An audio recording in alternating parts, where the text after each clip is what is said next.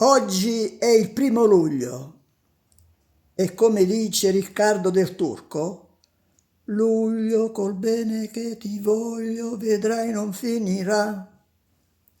Dunque, Riccardo del Turco nasce a Firenze il 7 settembre 1939.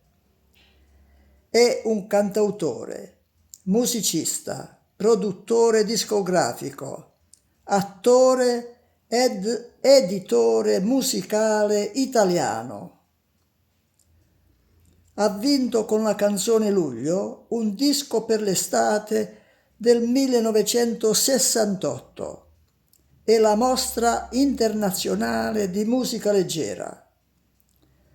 Nel 1957 entra, a soli 18 anni, come cantante nell'orchestra di Riccardo Rauchi, in cui conosce Sergio Endrigo, che in seguito diventerà suo cognato, poiché Riccardo del Turco sposerà Donella, sorella di Lula, che è la moglie di Sergio Endrigo.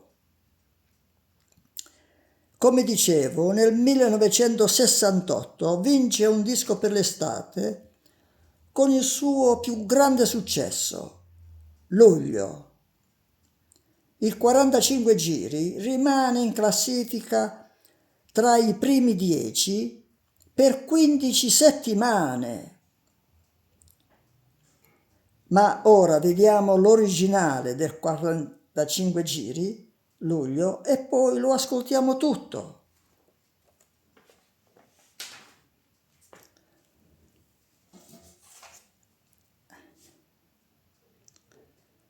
Ecco l'originale, casa discografica CGD, Compagnia Generale del Disco.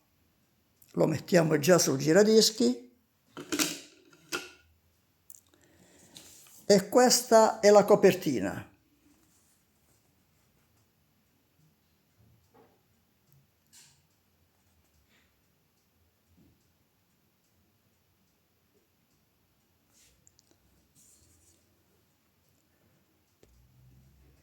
Ascoltiamo il 45 giri originale.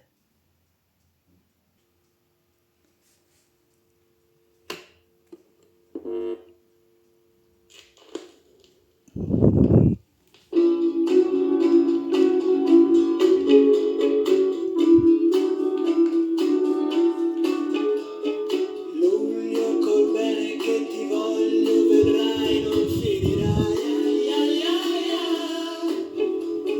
Luglio m'ha fatto una promessa, l'amore porterai.